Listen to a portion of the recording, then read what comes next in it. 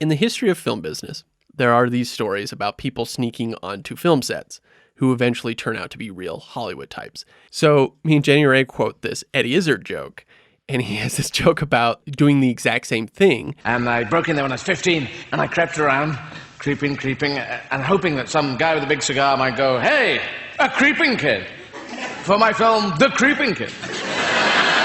You're in. And in that vein, one day, this wannabe stuntman, Charlie Crawwell, sneaks onto Universal's lot, and he sees a guy he knows, Max Clevin. And so Crawwell just strikes up conversation with the guy. Turns out that Clevin is actually the stunt coordinator. At that moment, Michael J. Fox walks up, looks at Crawwell. They are the same height. Then Michael J. Fox asks Clevin if he was the new stunt double. And Clevin just goes, "Yep." And Shit. Crawwell and Fox shake hands. Fox leaves. Clevin turns to Crawwell. "You do stunts, right?" That's fucking amazing. He's like, "I do now. I do now." That is some dumb luck right there. That's Falling crazy. ass backwards into Into stunt work. yeah. Which is how most stunt people fall, is ass ass backwards. backwards. So sure enough, the next day, Crawwell does the stunt running over the car as the skateboard goes underneath. That was his first day. No way. Yeah. Making stuff is hard, especially in the entertainment world when there are millions of dollars on the line. And we are going to talk about these disastrous, never-ending, and sometimes dangerous productions. This is The Shit Show.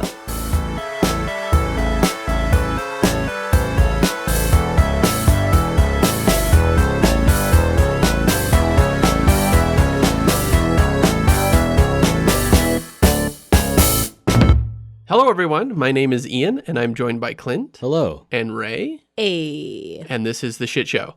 Today, we're going to talk about Back to the Future. And if you haven't watched the last episode I did about the troubles of the first film, leave now. Go watch that first, because we're going to continue some of the stories I mentioned there, and I'd hate for you to be lost. Yeah, because, if you haven't seen the movie in 35 years. We're going to talk a lot of spoilers, so if you haven't seen this movie, it's Yeah, really this damn is, fun.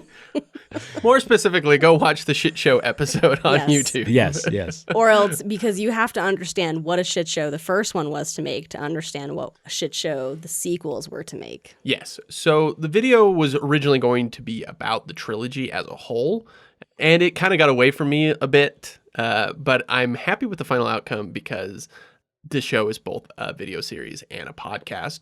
So for this companion piece, I thought we'd cover some of the facts I had to cut for the video and then discuss all the shit that happened on the sequels. Love it. I'm in. Clint's so in that he is thematically dressed for the occasion. Yeah, I wore my Marty McFly Jr. hat. Where's your life jacket? I know I need to turn my pants inside out. I forgot about that. Yeah, pockets out. And one long jacket sleeve. Yeah, it was Yeah. one. Floppy jacket sleeve. Pepsi Cola. Pepsi. I could make a lot of money going to these, Comic-Cons. photo Yeah, things yeah. and reunions. I cannot do it because I would then be promoting this, I see. people believing that I'm this bad actor. Right. Incredibly infuriating. And that then someone like Bob Gale goes and lies about it and tries to justify his illegal action by saying things that I didn't do. Right. To make it justified as though it was right for him to do something which is illegal. I did not do anything illegal. Bob Gale did something illegal. Right. Other people did as well. The reason I say him is because he's the one that continues to promote it. Nobody else does. Okay, so things that I did not discuss for the video, some interesting random tidbits, like in the original script, Marty actually pirated movies for Doc Brown, but he was known as Professor Brown. And he would, that was the beginning sequence, was him taking Spielberg movies and pirating them to VHS. And that's how Professor Brown was funding his experiments. Oh, by selling bootlegs? Yes. I was just going to ask why he needed it. Is he just like, I don't have a lot of time to get out to the theaters. Can you bootleg these Yeah. for me? I'm Marty. too busy sciencing. Marty, I need to see E.T. At a time that's most convenient for me. Oh, is that why he's so good with the video camera when he's filming the experiment? I guess, maybe. That's probably why. That's probably why he recruited him. Now, I love this movie, but if you tried to do something similar to this, where a teenager in high school is hanging out with an old crazy, scientist man, like that shit would not fly. Yeah, that's kind of interesting. Like they completely glaze over that for the movie. Like why they're friends? Yeah, why they even. The only time is the principal Strickland is sitting there going, why are you hanging out with him? He's a kook and whatever. Yeah. But yeah, it is just kind of glazes over the fact that he's just like hanging out with this old dude doing experiments. I mean, it's obviously completely innocent, and they're actually really good friends, you know, and it's done that way in the movie. But if you were to write, it's like, hey, I gotta go to a pitch meeting. It's like, hey, it's a story about his high schooler who hangs out with this old man. And they're like, nope, shutting that down right now. But wait a minute. And it's played by Kevin Spacey. No. No, it's because he's got a sick sound system. That's why. Yeah. Marty's an opportunist. Let's be honest. So other things that they were doing is like they wanted Marty to invent certain things throughout that was one of the first ideas is they wanted him to go back and invent things like skateboarding and rock and roll. But in the original script, his character arc is that he wants to stay in the past so he can be a rock star because he's so cool and nobody will listen to him in his time. Right, like he can take the music from the future and make it his own, like he invented it. Yeah, exactly. Gotcha. And then like an altered future, the ending, George becomes a boxing champ, which is a little on the nose. And the future is also changed by Doc's inventions. So it's like this weird future 1985. Interesting. Some just random stuff. Wait, this is all random stuff from the original movie. script. Oh, okay. Original script. They're just spitballing ideas. Yeah, and since the very original, he did play Johnny Be Good, so that was always part of it. I do mention in the video about the Universal head Sid Sheinberg wanting all these different changes, like changing it from Professor Brown to Doc Brown, and wanting to call it Spaceman for Pluto, and one of them is that he wanted Marty's mother's name changed to his own wife's name, Lorraine. Why? I don't know, but they're like, whatever. They're like, look, we'll give you Lorraine, but we're not going to give you fucking Spaceman from Pluto. Jesus That Christ. nonsense is stupid. Also, Back to the Future, I told Ian this when he was telling me that story, is literally the most perfect movie title of all time. Yeah. So for someone to be like, I don't know, that's not really good enough. I think it should be this other thing. It's like, Doesn't make any sense. It's like, no, they say the line in the movie. Literally, and it yes. makes total sense. Like Yeah. he's got to get Marty back to the. Of course, that's how Doc the Brown's future. going to say it. Speaking of Doc Brown, Christopher Lloyd didn't really care for the script, and Interesting. he initially just threw it in the trash, and because he was kind of at the time ready to be done with the film biz. This was actually just like 2 years after Lone Ranger, actually. That the one that he was in. Yeah, because he played the the 80s one. Yeah. Yeah, I forgot he was in that. That's so interesting because this is the same year that Clue came out, right? Didn't Clue come out in 1985? Google it. I've got a computer right here. So he tossed it in the bin, and his then wife convinced him otherwise, and he was like, all right. Yeah, And Clue now came he's- out in 85. Yep. Yeah. So changed his life. Tom Wilson, who played Biff, made up a lot of his lines, including butthead, make like a tree and get out of here, and the anybody home head knocking. He made that stuff up. Tom Wilson is amazing. He's such an amazing dude. And according to everybody, he is the most super friendly, like nicest guy. Like everybody loved him on Yeah, set. the opposite of Biff. Yeah, exactly. Well, and his characters as Biff, Griff, and Mad Dog Tannen. Yeah. Like he does them all so Yeah, well. he's really good. Yeah. He has a blast doing it. He did almost get in a fight with Stoltz during the cafeteria scene. So when they start shoving each other, Yeah. Stoltz, again being too method, kept like just shoving him full on, like into his chest, and he was like bruising Oh, geez. Wilson, and he was like, "Listen, dude, like you don't need to hit me that hard. I can act." Like you pushed me. Yeah, I can. Yeah. And Stoltz was like, "No, I have to do it this way." And they were I have like, to act for the both of us. "Yeah." Yeah. Fox did not have a problem with that.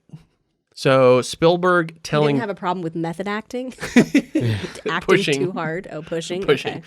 Okay. During Fox's costume fitting, they decided to make Marty stand out more. And between the time that they already had Stoltz going, Gale had just recently come up with that orange vest joke. So if you see those original footage of Stoltz, he looks very 80s in like, he has those like broad shoulder like jacket. Yeah. And like kind of spiky hair. So he looks very 80s, but they kind of tone that down for Michael J. Fox, and that's why they went with the orange vest. Right. And then came up with all the jokes about a lifeguard. Life preserver. Dork thinks he's gonna drown. Yeah. Wait, were they trying to like make him look more like futuristic? No, it was just toned him down so he didn't look so out. They're like, we got to get rid of that flock of seagulls hairdo. That's way too fucking 80s. So he didn't look too out of place. Yeah. When he goes back in time. back. That makes sense. So after getting a production haircut, so people, you get a haircut before a movie starts, and then they just maintain your haircut like every week just to keep your hair the same length so it stays consistent throughout the movie. So Crispin Glover gets his haircut, goes home, and buzzes the sides of his head more than what they did, and then did that the day before filming. So the rest of the production had to just stick with it. So it's funny, I was telling Is that Jenny that Ray this, weird and she was V? like, I was wondering why he has that weird V like in the back. Like, why is it so right? weird? Yeah. yeah, and is like over his ears or Yeah. is almost like bare. Yeah. He did that to himself. Yeah, he did that to himself. He gave himself a quarantine cut. He also showed up an that- hour late That on his hair- first day. That hairstylist. Jeez. Maybe was he sitting at home regretting every haircut decision he'd ever made? No, yeah, he was sitting there going, oh God, maybe this will fix it. Well, no, I Crispin just go a Glover's kind of little obsessed more- with hair because remember in Charlie's Angels when he rips out Drew Barrymore's hair and he like holds onto it and sniffs it like a creepy motherfucker? Yeah. Remember that? Charlie's Angels? No one, just me? He's Okay. still he's still trying to get over the loss of his hair from that movie. That hair and makeup person was pissed. Yeah. Fox was adamant that he learned Johnny B. Good for real. Nice. So he hated fake guitar playing. So that's why there's that shot in the movie where he starts playing and you're just waiting for the cut for it to go like just him from the shoulders up. Yeah. And then you're like, oh yeah, he's playing. But then it actually like pans up and you're like, oh, damn, he's actually playing It's it. pretty good. Yeah. Let me tell you, I tried learning guitar this last year. It's hard. Either it's hard or I just suck. But it's probably Might be a little bit of both. Yeah. Claudia Wells, who played Jennifer, was the Bob's first choice for Jennifer, but was also contracted to do a TV show. So they cast Melora Hardin alongside Stoltz. But when Stoltz was fired and Fox came in, according to Bob Gale, this is just his version of it, the women on set didn't like how much taller she was than Michael J. Fox. Like, Wait, the women on set didn't like it? I Yes. feel like the men on set probably didn't like it, and they were just like, "It was the women. We couldn't do anything." According to Bob Gale, he said that. According to Bob no, Gale. we're gonna get into Bob Gale, and he might be kind of an unreliable narrator in a lot of this stuff. yeah. Yeah. But according to him, they were like, "Oh, she's too tall for him," so she was fired, and since filming was pushed back, Claudia Wells was now available, Oh, which is almost exactly kind of what happened with Michael J. Fox. that's interesting. Well, that sucks for that actress who just happened to be tall. Who was the actress before? Melora Hardin, she has a very long career. That sounds familiar. Maybe Tons I'll of TV shows. She has a very tall career. She did just fine. very tall career. It's super tall. Oh, I heard. Oh, yeah, I recognize her. Of course, she's Jan in The Office. But yeah, she's been in a lot of stuff.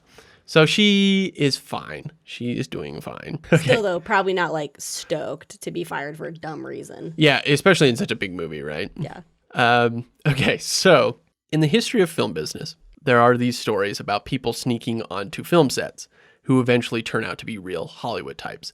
And these stories range from Steve Guttenberg all the way to Steven Spielberg.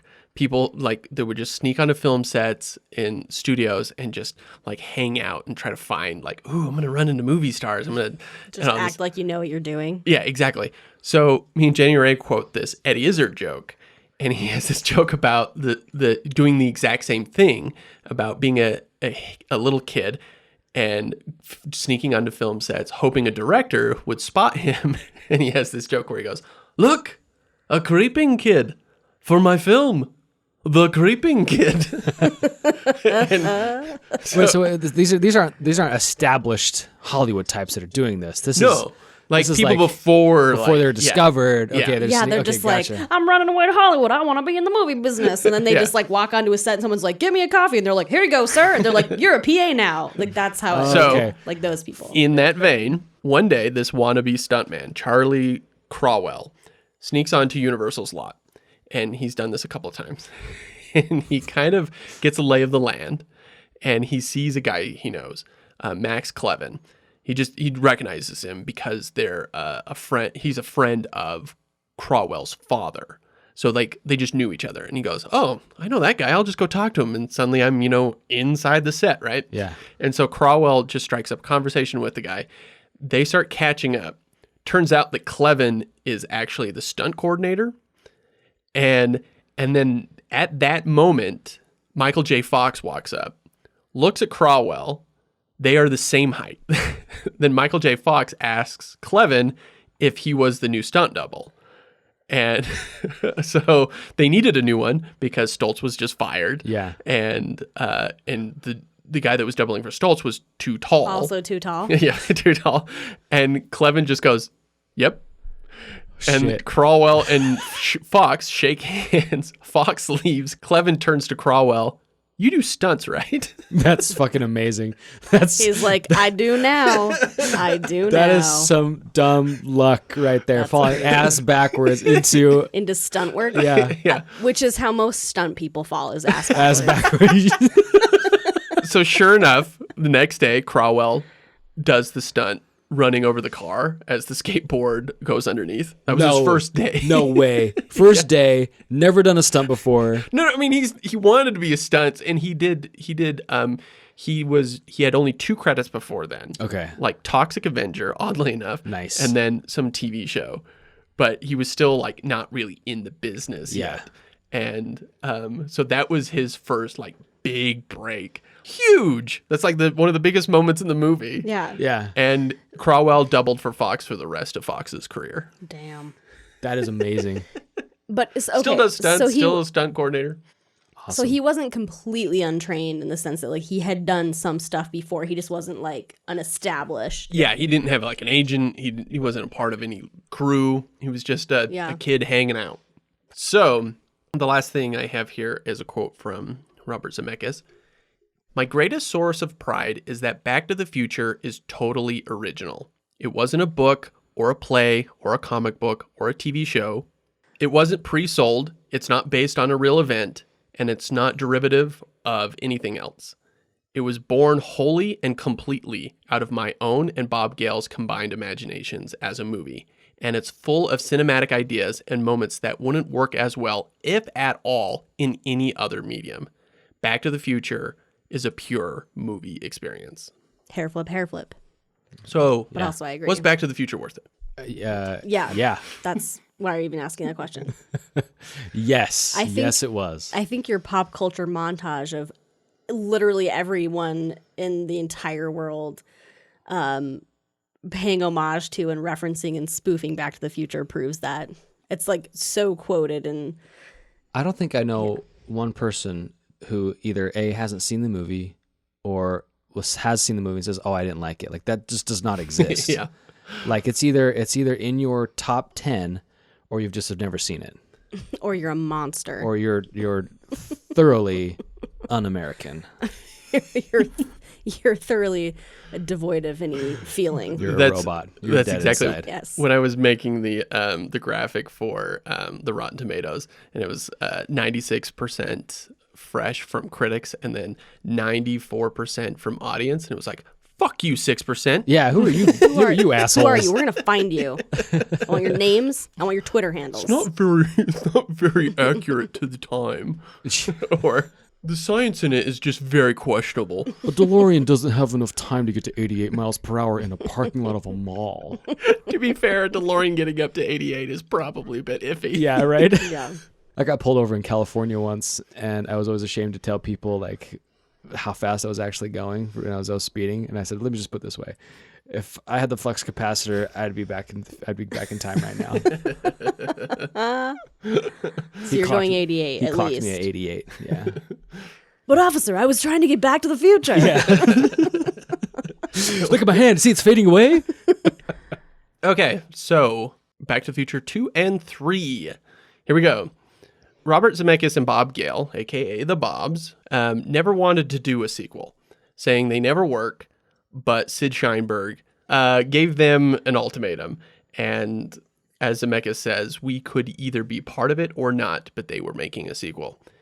So Michael J. Fox and Christopher Lloyd only signed contracts for one film, and the Bobs would only do a sequel if they came back, and the feeling was mutual. Mm-hmm. Sheinberg was also thinking sequels with an S. Like, he was saying, you need to make a sequel, but he was like, this is like a new franchise. This needs to be a thing. And so he made everybody sign a deal for 2 movies. But first, Zemeckis had to finish Who Framed Roger Rabbit. And Sheinberg was like horribly mad about this. He's like, he made this big hit for Universal, this global smash, and then goes to Disney to make a different movie. Like, he's just raging about this. To make an equally amazing movie. Yeah. This also meant that Gale wrote the sequel alone, with Zemeckis just helping with the story. So while Zemeckis was shooting Who Framed Roger Rabbit, Bob Gale was writing both of these sequels. So the end of Back to the Future was meant as a joke, with Doc showing up saying, we got to do something about your kids in the future, right? Yeah. Mm-hmm. That was entirely a joke. It was never meant to be a setup for a sequel. Like, they never intended that. If they wanted to do sequels, they would have never put Jennifer in the car, said anything about their kids, nor anything about going to the future. Because now they set that up. Yeah, And now they're like, oh, they wrote themselves shit. into a corner. Right. Yes. Now they have to make that movie. Yeah, exactly. And she Because has why to would you be need to there. go to the future to fix your kids when you could just say, oh, hey, by the way, your kids are going to be kind of, weird? Yeah, Like, fix it watch, now. watch out Just- for that. Yeah. So, and Zemeckis was like, I hate futuristic movies.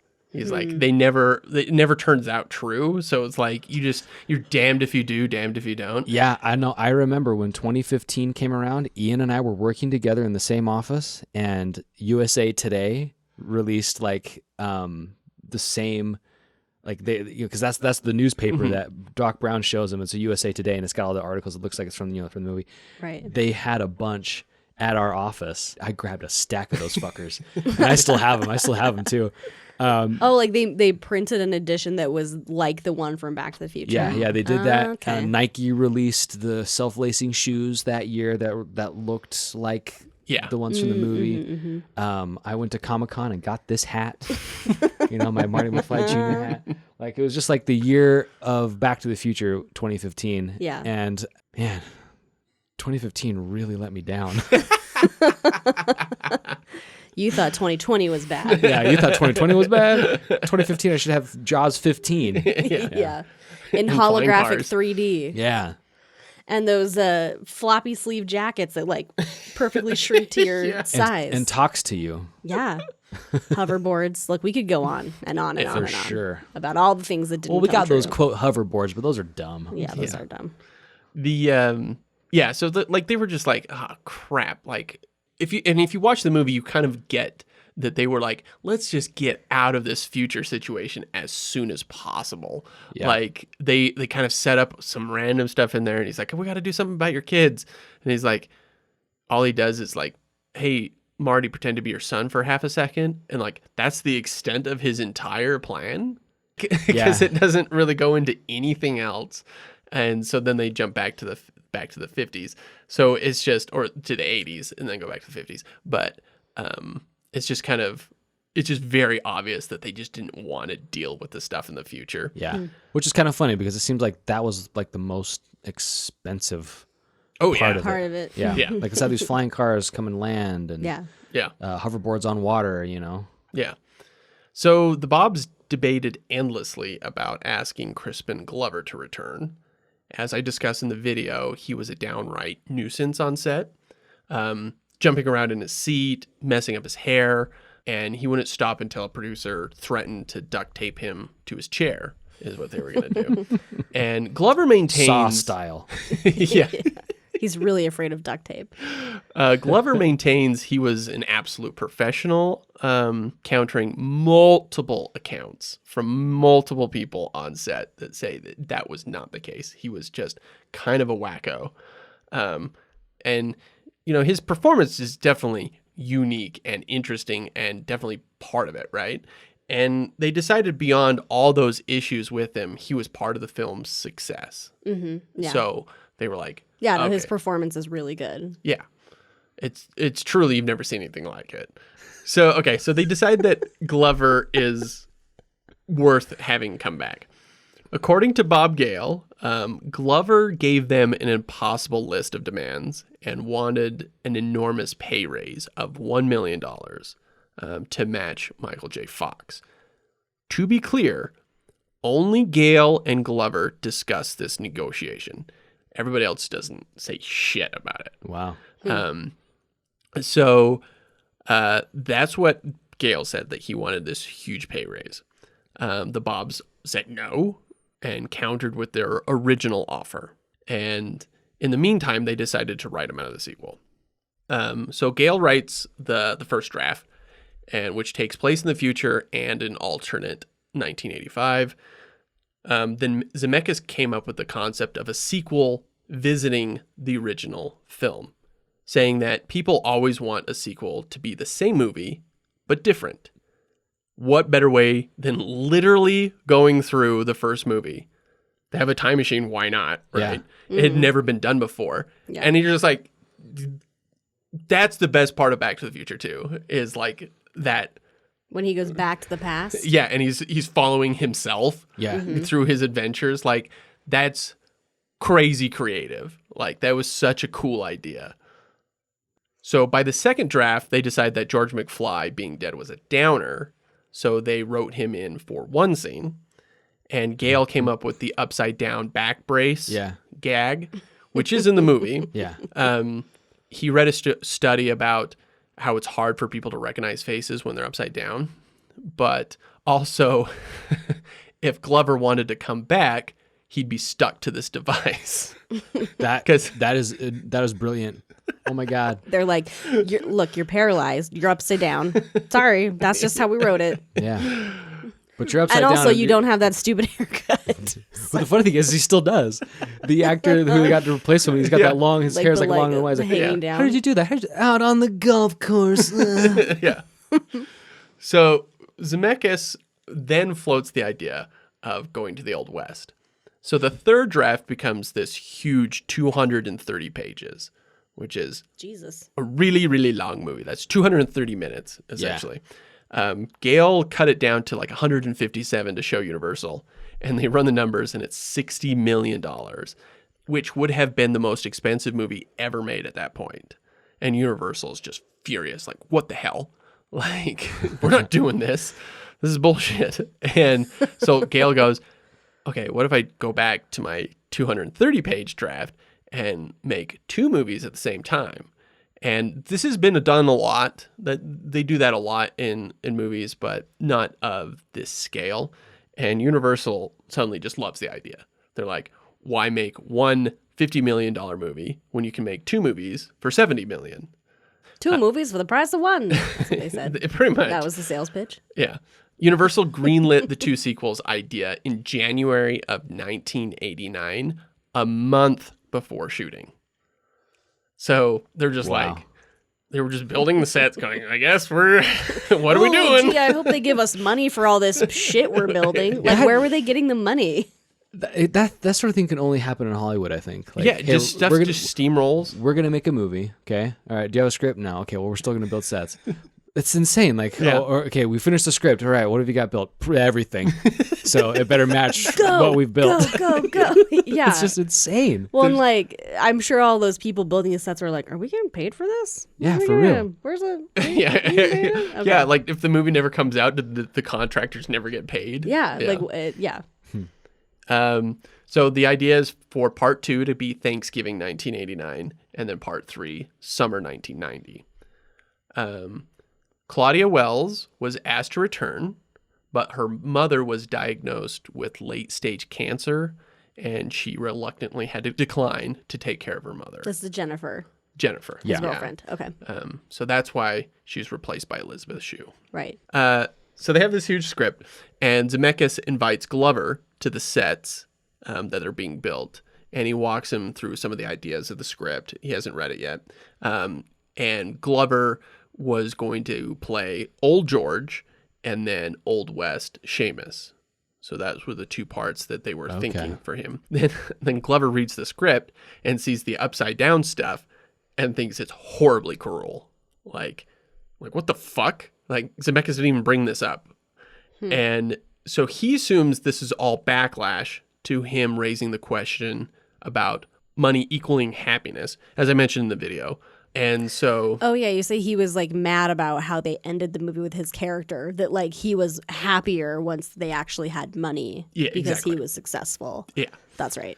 And so he thinks, and that's when Zemeckis just got really pissed off at him. So he thinks the Bobs were so mad at him for that, they basically wrote him out of the script. They wrote him upside down. Yeah. Or worse, As punishment. wanted to torment him in this upside down prank. It's not so much torment him, but just like keep him under control. Yeah. I mean, it could have easily just said he's in a future wheelchair, right? Yeah. Yeah. So... Or a right side up back brace. Although an upside down back brace does make more sense because gravity, right? Like, You know those gravity tables, right? You just get in those suckers Yeah. and you go upside down. Like this one just floats around. I don't know. I'm on Team Bob's for this one because I feel like it makes a lot of sense. So he admits that money was still an issue with the negotiation. He said that the first offer was just $150,000, and that was less than half of Tom Wilson and Leah Thompson, who both got pay bumps. So when Bob Gale said that he countered offered the exact same thing again, he actually, according to Glover, it was actually down $25,000. So now they were only offering him $125,000 to be in it. So Glover starts getting paranoid. Look, you give me $125,000, I will be upside down in that thing. Yeah. The whole shoot. What do you want me to do? You want me to he be actually naked says too? that. Upside down and naked? Yeah. Done. Yeah, done. Doesn't usually dangle that direction. Oh, gotta pee. Ooh, no. So Glover starts getting paranoid. Something about his agent's roommate also worked for Universal. So, like, there was some backdoor negotiations going on, and he felt like something was obviously fishy. And so he fires his agent because he thinks something's crazy. He's like, oh, now I'm getting less money and whatever. Oh, he thinks like his agent's if my working agent against him. had a roommate, I'd fire him too. I was just going to say, that seems weird. Like, you can't make enough money to afford your own place. Like, what are you doing? You can't be that successful of an agent. Yeah, what kind of agent are you when like you have to sublet your office room to your... I live in a house in Burbank with like 12 other agents. Yeah, we're an incubator an agent. agent incubator. We're gonna make it big. So he gets another agent, and then they counter the offer. To this day, Glover doesn't say what that offer is or how much he wanted. But this is when Gale starts saying that he wanted $1 million, as much as Michael J. Fox. And Glover wants people to know this is an outright lie. Like, he's very vocal about this. You can find multiple interviews of him online where he's just talking about this, saying this is not true and people need to take him to task, that he made this up and that's never what happened. And so he is very spiteful about all of this. Interesting. It's his whole YouTube channel is just those, and then like some flat earther videos. The Earth is flat, and also I was never offered $1 million for Back to the Future. A lot of 9/11 was an inside job. He gets a lot of views for that one. So like it kind of sucks because it's like a he said, she said kind of, he said, and no one's going to say what actually happened. Yeah. Right. And like I said, nobody else talks about it. It's only these two. And Bob Gale. Bob Gale continues to say that it's like $1 million. And Glover's just like, he rails against it. Interesting. What does the agent have to say about all this? Where is his? What happened to that roommate? I want to know what that guy's all about. Yeah, seriously. Wait, we said his agent's roommate worked at the studio Of Universal. Yeah. Well, it's like I guess it's who you what know, was right? his job? I mean, The yeah. janitor. He lived with the janitor of Universal He Studios. just snuck onto the lot and just started to clean. He just. I made it. I'm a I've always wanted to be a Hollywood janitor. I've cleaned up after Gene Kelly. And now I'm making my own movie, The Good Dinosaur.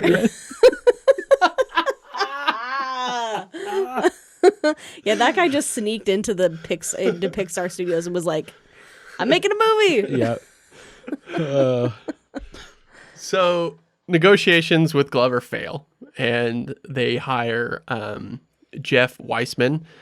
He was cast, and instead of just casting someone who looked similar, it was decided to give him prosthetics to make him look like Glover using molds. Yeah, I did not know for the longest time that was not Crispin Glover. Yes. It looks just like him. So they used the molds from the first movie that they used to make him old, right? So they used his likeness on another man's face, right? And one of the reasons that Glover is so angry about all of this is that people assume that it's him. And we're going to get to that. I think I've heard that before, like those stories about that. Yeah. So Weissman said that during a makeup test, Zemeckis asked cinematographer Dean Cundley what he thought about the look and whatnot. And Dean Cundley said, "I think we got Crispin without the trouble." Okay, we're going to put a pin on the Glover situation. We'll come back to it. Gotcha. Production for Part 2 starts in late February of 1989. Goes fairly well. Mostly. Fox was still doing Family Ties, but it was like he had less to do. It was the final season. And the last portion of the filming, he was available full time. When they were recreating the Johnny Be Good sequence, Fox, who was 28 at this point, said he felt stiffer and older while he was doing it, thinking that this was the first time his Parkinson's started affecting him. Aw, So... that makes me so sad. Yeah. Makeup was a beast on the movie, obviously, you can tell. Oh, yeah. And Leah Thompson became allergic to it. Ooh. Oh, no. Hydrate level 4, please. Boy, oh boy, Mom, you sure know how to hydrate a pizza. I say that to Lisa all the time when she cooks food. Zemeckis hated doing the hoverboard chase because it required a stupid amount of work. They realized really quickly that they couldn't just attach the boards to the actors' feet. They're like, just stick it on their feet and they'll look like they're in the air. But you can instantly tell that it's just attached to their feet and they have no give and that it's not affecting them in any real world way. So they had to use wires on the hoverboard individually and then have the actors on wires above the hoverboards and then standing on them. So this is like Team America all over again. So many. Oh, that's where those puppeteers first got their jobs. Yeah, exactly. Okay. I was the puppeteer on Back to the Future 2. And I mean, you think Hoverboard puppeteer. I was the hoverboard operator. you think about there's shots in there where there's 6 of them all doing it. The amount of wire work that's happening is just ridiculous. Zemeckis hated it. Just was really difficult. But Who Framed Roger Rabbit was a breeze. Yeah. Yeah. Right? Yeah. I know. What the fuck is he complaining about? You put yourself in these scenarios. Yeah. Bob. Stop complaining, bro. For the end of that chase, when Griff and his goons go through the window, the female goon's stunt woman was bumped out of alignment with the others. So she didn't go through the window. Instead, she just fell 20 feet onto concrete. Oh. Severe concussion, several broken bones, weeks in the hospital, required some reconstruction surgery. How long ago did she wander onto a set? That was her first day. Was that her first day? Oh, shit. She heard the success story Life of is Michael hard. J. Fox's stunt double. Like, She's life is hard for a stunt double, man.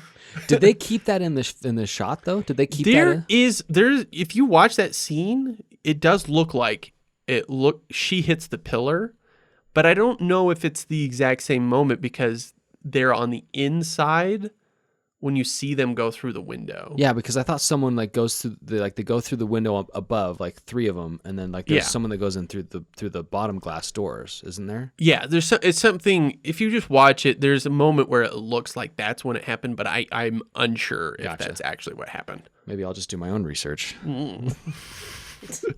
I was suck. Clint just wanders into this. He just wandered into this podcast and thinks he can suddenly do research. Jesus, Who the fuck are you? I know.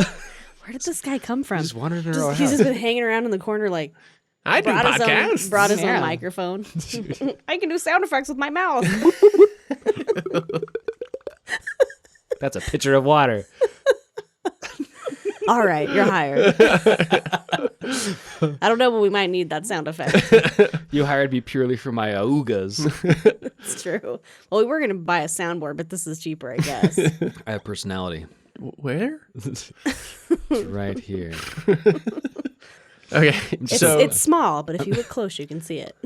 So because they were going to have actors playing multiple characters on screen at once, Zemeckis wanted to push how that was possible. Before in movies, the camera was always on a tripod and never moved. When the same actor was on the scene, think like the original Parent Trap. Yeah. Like they never moved it. It always stayed in the same place. So for Back to the Future, ILM invented a computer-controlled camera called the VistaGlide to repeat shots the exact same way every time. Understand that this is revolutionary and this is like industry standard at this point, still used today. Not that particular camera, but that technique. Like Lord of the Rings would not be possible without this technique.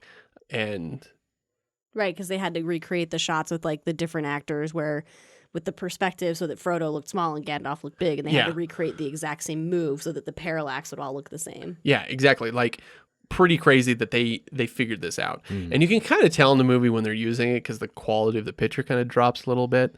But to ensure that nothing looked wrong with this, like to make sure it all worked, everything on the set had to stay exactly the same, so they or the shot would be ruined. Right. So everything in those shots is glued down. For sure. Oh yeah, for sure. They can't touch anything, and Including so Crispin Glover. yeah. So the pizza scene that took 3 days to do, just that one shot. Jeez. And in the middle of it, LA had a mild earthquake, which they were like, shit. And it happened at night. And then they show up on set and like check all that stuff. And luckily, nothing. Like it didn't ruin anything. So Well, it was all glued down. yeah, so. it was all glued down. But like the tracks on the camera, Oh, like yeah, if it moved the yeah. camera out of alignment. So Shaking a house of cards on a flimsy table. yeah, exactly. Jeez. They finish in August 1st and then just have like a couple weeks break and then start up for the third movie on August 29th. So part 2 was like controlled chaos because there was just so much going on with all the makeup and the scene changes and the use of the VistaGlide system. And it was just this insane math problem that they were constantly working on. So part 3 was just like super easy because they had far less special effects. It was like just old-fashioned filmmaking, and they had like so much freedom because they had all this extra money from Universal. Yeah. So it was just like really easy for the most part. Fox injured his hip running in the scene when he's running around the court the town square. That's what I'm. That's Oh what I'm yeah, looking when he for. steps in the poo. When he's running around and he's running from Griff or from Tannen. Yeah. Mad Dog, and he injures his hip, and this is actually a sign of Parkinson's, like one of the first signs. So he's starting to like the brittleness or injuring your bones easily. Yeah. So he recognizes that as like probably the first injury that he got that was a sign of Parkinson's that he didn't know about. During the hanging scene, Fox was in a chest harness, standing on a box, leaning forward to make the rope look like it's taut on his neck, right? Yeah. So Zemeckis didn't like it because it didn't look real enough. And so, because he should be like swaying and rotating if he was truly hanging. And Fox says, like, get rid of the box. He's in a harness, so it'll work, right? He'll still be hanging there. And says to Zemeckis, now you're going to see some acting. Watch this. They call action. But Fox is like putting his hands underneath the noose, and his knuckles are pushing up against his arteries in his neck.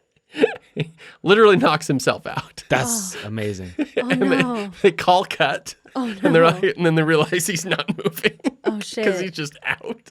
And he was unconscious for about 10 seconds. He was completely fine. Yeah. Was that his plan? Still though. But they were all like, oh, good job. Was that his plan the whole time? No, he was like, it was a complete You want to see accident. some acting? You think Stoltz's method? Yeah. Fuck that guy. This is method as hell. That's like ultra method. Would choke myself out. So for 3 weeks, Zemeckis and producer Neil Canton would end a shooting day for part 3 in Sonora, California, fly to LA, which is about an hour and 30 minutes, approve post work on part 2, sleep, wake up, fly back to Sonora, start the shooting day. And they would just do that for 3 weeks. Wow. Jeez. Just on and off, just like never You ending. can sleep on the plane, right? Well, that's what they were like, they were talking about how they're like, this is great. Like the first time they did it, they're like on the plane, this is great. We just relax, have some drinks. Blah, blah, blah. And then like the second day, they were like, fuck this already. We gotta do this every goddamn So day. tiring. Now they know how Michael J. Fox felt when he was doing the first movie. But he was sleeping in the back of a station wagon. Yeah. So to build the Old West Hill Valley, in Sonora, the landowners let them build it for free. They were like, sure, do it, as long as they get to keep the whole set. Oh, that is amazing. Because they're like, sweet, we'll have an Old West attraction, right? Yeah. And all those buildings are all like fully functional. Yeah, we'll let you build this for free if you let us keep it. Yeah, exactly. Yeah. Right. And so Universal agreed. They're like, hell yeah, like that makes it way cheaper for us, right? But not the clock tower. The clock tower is a huge attraction for Universal Studios. Yeah. The backlot tour, right? So we're taking that down. Yeah. And guess what happened to the town? Did it burn? It burned down. Guess what started the fire? Crispin Glover. He sneaked on. He wanted an extra Crispin. What started the fire? Thematically, Back to the Future, Lightning. lightning bolt. Shit. 1996, lightning bolt hits the town, burns it all down. No, I was about to say, is this still open? I want to go. But It's been gone for some time. Did they just keep it up like the burned husk of the town? They're like, now it's even more of an attraction. Now it's just this ghost town. It's a ghost come town see now. the charred remains of your favorite Wild West town. Favorite Wild West town. I thought you were going to say Crispin Glover, and I was going to say that's amazing. Just shows Arson. him the whole time. My $1 million could have come from this. His name actually wasn't Crispin before that moment. It was Christopher, and they changed it after he burned that town down. To Crispin. Crispin. Nice and crispy, isn't it? Did he say nice and Crispin? Part 2 is released on November 22nd, 1989, and test audiences didn't quite understand the ending. They were confused by a cliffhanger, which is, I mean, like, Empire Strikes Back was 9 years before that, Yeah. but I guess Had no one ever seen an episode of Batman 66? Like every other episode. or an episode of a TV show. Yeah. Were cliffhangers not popular or common? Or were they like just announced like tune in next week to find out what happens? Yeah, That's literally every other episode of Batman. literally episodes of TV. Yeah, So like- that's why there's a trailer at the end of the movie for part 3, is because audiences were like, what? Wait, that's how it ends? Because the slack-jawed yokels they brought in for that test screening were like, we don't understand these fancy big city movie pictures that It's they not like they we just make. snuck onto a set. Yeah. And then We're they're- simple farm folk. also, there's a first one? Yeah. Right? They're like, oh, we should maybe not do our screenings in Indiana anymore. In Pawnee, Indiana. Yeah. Yeah.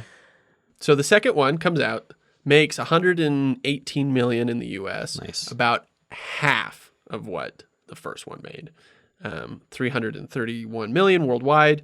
It's 10th for 1989 versus part 1, which was number 1 for 1985, and 65% on Rotten Tomatoes. I think that's fair. I agree. If I'm going to rank them, it'd be 1, 3, 2. Yes. Yeah, that's yeah.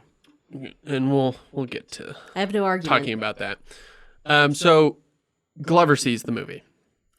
He assumed they just hired another Flipping actor. his Zippo lighter in there. Yeah. Smelling other Smelling people's Drew hairs. Barrymore's hair. She's like not even born yet. Well, in 1989, she'd be what, like?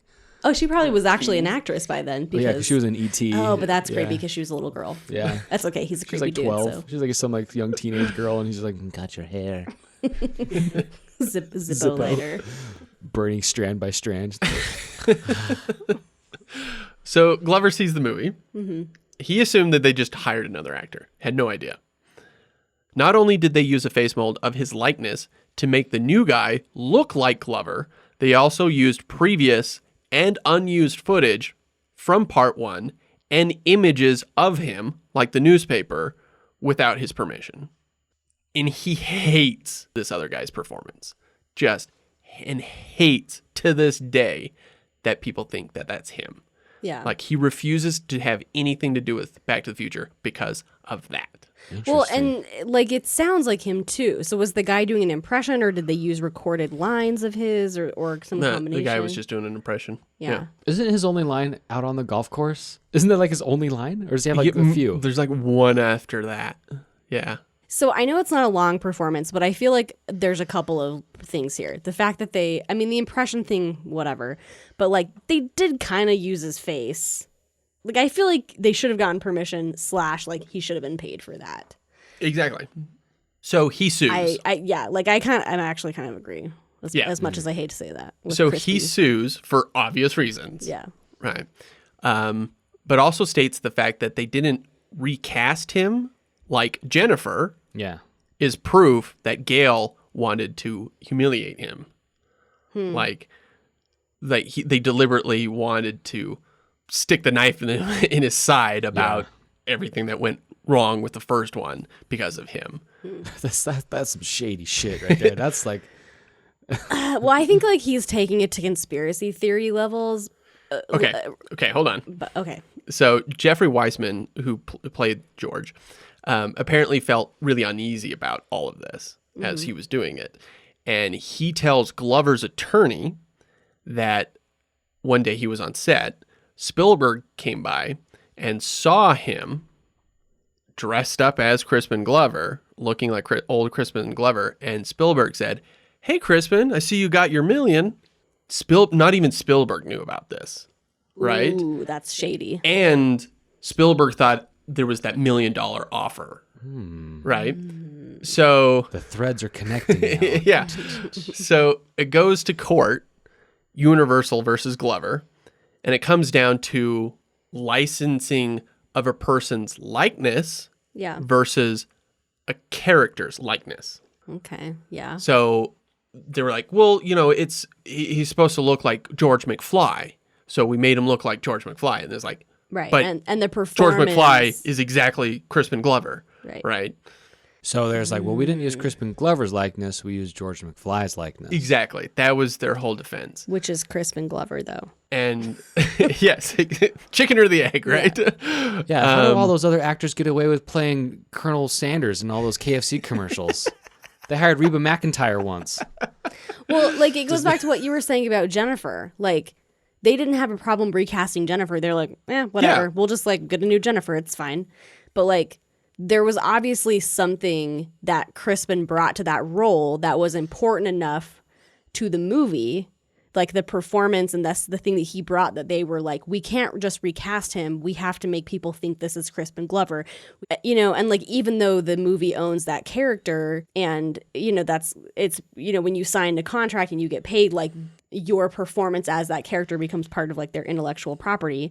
It's still like something that you created and you got paid for. Like you approved the use of that in this like piece of art and this work.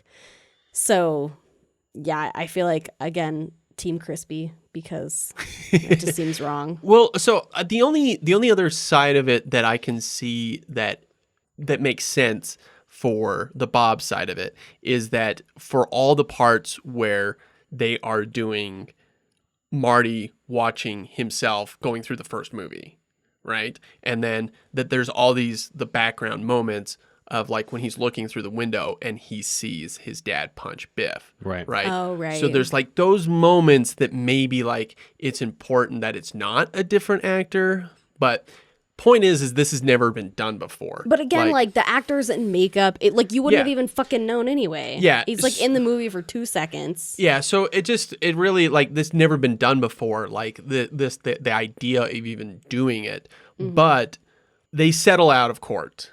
And Did he get $1 million? close. He's like, got- yes, finally. he got around 750,000. Rumoredly, it's not totally accurate. Like someone that said this is how much he got paid, but that's the guess Yeah. is around there. So he almost got towards $1 million. Yeah. And would it have been easier if they just cast him anyway? Yeah. Right.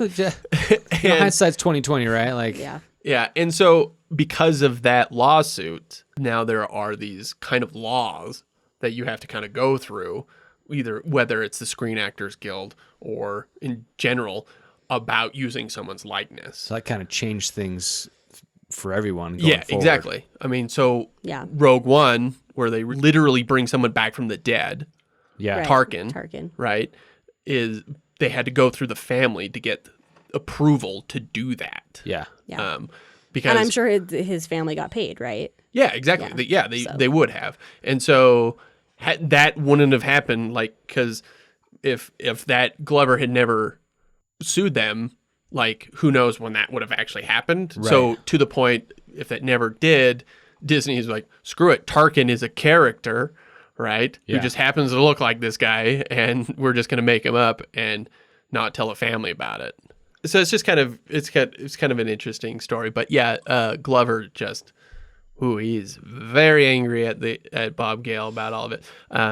Part 3 is released on May 25th, 1990, makes $88 million in the United States, $256 worldwide, 10th again for 1990, 80% on Rotten Tomatoes. Again, I think is fair. That aligns with our opinions of the movies. Yeah. So They Bravo. blew up the DeLorean to tell audiences that these adventures are over. But wait, Then like 30 seconds later, they have a fucking train. I thought the exact same thing. like a bigger passenger train yeah. that can fly. They have kids. Like, Yeah. Back to the Future Part 4 is going to be Jules and Vern just messing. Well, they did that. They did the animated Yeah, series. they- That was them. There was an animated series? Back to the Future, the animated series. Yeah. Yeah, so in their mind, you can't do Back to the Future without a DeLorean, right? Yeah. I mean, you could just make another DeLorean. It's not like- Yeah, no, it's not like he didn't. It's the common thing with science fiction stuff is like scientists never write anything down. As soon as they killed what's his name, they could never in Captain America. We have no idea how to serum, do yeah. the serum. He didn't write it down. So when Sid Sheinberg forced them into doing the sequels, the Bobs made a contract that basically said no one can make another Back to the Future without their involvement. And the Bobs will never make a fourth film. They are adamant about that. It will always be a trilogy, and it will never be converted to 3D. And you couldn't do a reboot. Could they? Could not. You would have to go through them. That is amazing. And- I love I that. actually kind of, I respect Yeah. them for that I agree. because I like a tight trilogy. None of this 4-movie bullshit. Yeah, like Indiana Jones now. Twilight. What I'm saying, like you have 3 amazing Indiana Jones movies, and then you have this fourth one that's just this bastard child that exists, but you don't want it but to. no one acknowledges it. yeah. And so having a fourth one. So That's what my brothers say about me. so I'm the crystal skull of the family. Exactly. So Zemeckis alluded to the fact that they will never make a fourth one, but maybe he's like, maybe my kids will, or something like that. So I think that means that in the contract, it would even after they die, it would actually the rights would go to the family, and so even them, unless it went to a little dipshit kid. But yeah, I agree. I think that's a fantastic thing that they did, making sure that never happened. Yeah. Fast forward to 2007, Zemeckis was making Beowulf, and Neil Gaiman was the writer, and him and Zemeckis were discussing dreamcasting, and Gaiman suggested Crispin Glover for Grendel, the monster, and Zemeckis was like, he would never work with Glover again because he never hit his mark and he didn't understand how scenes were cut together. And then they suddenly realized that it didn't matter because Glover would be in a motion capture suit. Yeah. Well, there you go. So they're on good terms because they made a movie together. Really? Yeah, Hey, because there you I go. never saw Beowulf. yeah, it's fine. You don't need to. It's kind of forgettable. It's actually the 4th Back to the Future movie. Yeah, Little known fact. but yeah, Glover plays Grendel the monster. And Interesting. so Glover talks about how like they never talked about Back to the Future. Like they never brought it up, but they're on good terms now. But to this day, Glover continually trashes Gale. And Gale continues to say that Glover asked for $1 million. And Glover likes to point out the fact that after that lawsuit, Gale hasn't made anything since. He's only been involved with Back to the Future stuff. Yeah. Be it the animated series, the video game, the musical.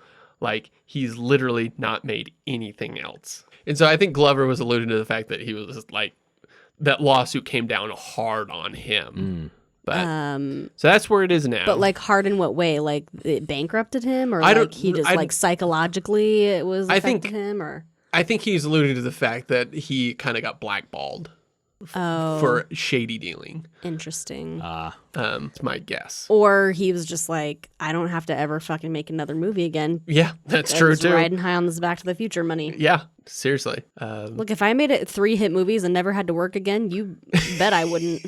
Oh no, absolutely. If I had some sort of involvement with something that phenomenal as Back to the Future, like That that's iconic. all I need to do. Done. I'd wear this hat every day. Have contributed to society. No need to risk it by like trying to do other Yeah. shit. I'm just riding off into the Yeah, sunset. absolutely. So- now I need to watch these again. I love these movies so much. Were they worth it? Yeah. No I think- question. Yeah. Yeah, absolutely.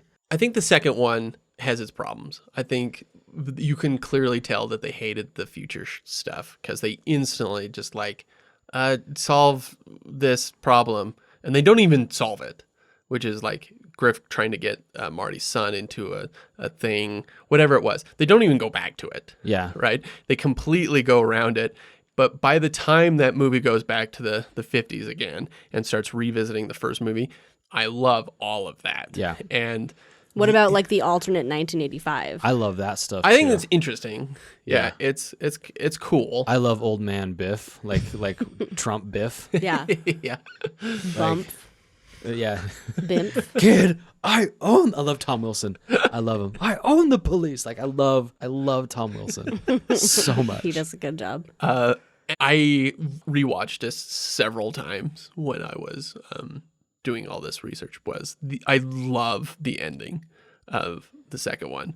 The whole buildup, as soon as the DeLorean disappears and Marty's stuck there. Doc, yeah. And then the guy shows up from Western Union. Yeah. I love that. And then the fact really that they go clever. right back into the end of the first movie. The last time we see Doc Brown from the 50s, they go right back into it like nothing ever happened. It's like, I just sent you back to the future. Like, what the fuck? And now I'm back from the future. I'm back from the future. Yeah. It's Yeah. brilliant. So good. Yeah. And then the third one, I think, is really clever and fun. And I think it's exactly what people are like, sequels, we just want it to be the same thing. And they're like, it is the exact same movie Same as but the first different. one. They both are. Yeah. I a lot of the same literally, the beats. third one is obviously just supposed to be the first one again. Yeah. And the love story, I think, kind of drags it down a little bit. But I think the third one is still a lot of fun. Agreed. Yeah. I mean, I don't even know why you had to ask us that question. Everybody knows it was worth it. Boom. Podcast over.